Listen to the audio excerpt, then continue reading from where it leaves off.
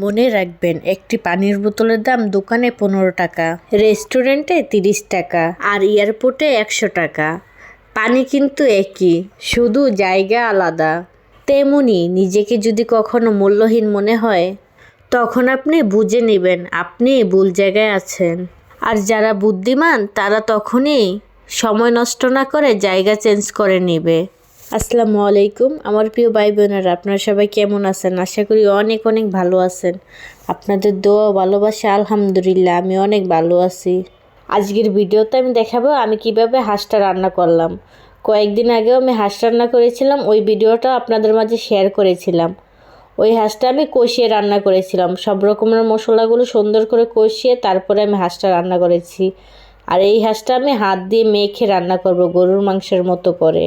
প্রথমে তো আমি হাঁসের মাংসগুলো সুন্দর করে ধুয়ে নিয়েছিলাম, ধুয়ে নিয়ে কড়াইতে দিয়ে দিলাম, তারপরে দিয়ে দিলাম গরম মশলা, সাথে দিলাম পেঁয়াজ, তারপরে দিয়েছিলাম আদা রসুনের বাটা আর গরম মশলার বাটা, তারপরে দিয়েছিলাম হলুদের গুঁড়া, মরিচের গুঁড়া, ধনিয়ার গুঁড়া, জিরার গুঁড়া। এই মশলাগুলো দিয়ে সুন্দর করে মাখিয়ে নিয়েছিলাম, তেল দেইনি, তেল দিয়েছিলাম পরে, কারণ আগে তেল দিলে পিছলা পিছলা হয়ে যায়, তখন আর মশলাটা মাংসের গায়ে ভালো করে লাগতে চায় না। তাই আমি তেলটা পরে দিয়েছি, আগে সুন্দর করে মাখিয়ে নিয়েছি। তারপরে তেল দিয়েও আমি আবারও সুন্দর করে মাখিয়ে নিলাম। মশলাটা যত সুন্দর করে মাখানো হবে ততই কিন্তু মাংসের স্বাদ বেড়ে যাবে। এই হাঁসের মাংসে কিন্তু আমি আরেকটা মশলাও ব্যবহার করেছি, ওই মশলাটা হচ্ছে পেঁয়াজ, কাঁচামরিচ আর টমেটো দিয়ে ব্লেন্ডার করে নিয়েছিলাম। ওই মশলাটা দিয়েও আমি কিন্তু মাখিয়ে নিয়েছিলাম। তারপরে এই তো আমার হাঁসের মাংসটা কিন্তু কষানো হচ্ছে। প্রথমে একবার কষিয়ে নিয়েছিলাম, তারপরে আবার সামান্য একটু পানি দিয়ে আবারও কষিয়ে নিলাম। কষিয়ে নিয়ে এখন আমি আবার কয়েকটা রসুন দিয়ে দিলাম। এরকম আস্ত রসুন দিয়ে মাংস রান্না করলে কিন্তু মাংসের স্বাদ দ্বিগুণ হয়ে যায়। মাংসগুলো দিয়ে আর একটু কষিয়ে নিয়ে পরে আমি গরম পানি দিয়ে দিলাম। গরম পানিটা দিয়ে দিলাম ঝোলের জন্য। গরম পানি দিয়ে আমি প্রায় 10 মিনিটের মতো রান্না করে নিয়েছি। তারপর এই তো আমার হাঁসের মাংস রান্না শেষ। কি সুন্দর কালার হয়েছে না? শুধু হাঁসের মাংস তো আর খাওয়া যাবে না, হাঁসের মাংস খাওয়ার জন্য আমি রুটি বানিয়েছিলাম সাথে। এই তো রুটিগুলো ছেঁকে নিলাম। তারপরে তো আমার সব রকমের খাবারই রান্না করা শেষ।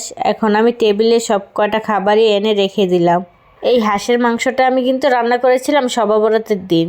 হাঁসের মাংস, রুটি, হালুয়া এগুলো সবই রেডি করেছিলাম শবে বরাত উপলক্ষে।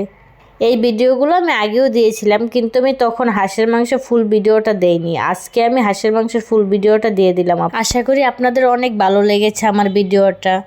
আমার ভিডিওটা যদি একটু হলেও ভালো লেগে থাকে তাহলে লাইক, কমেন্ট, শেয়ার করে পাশে থাকবেন।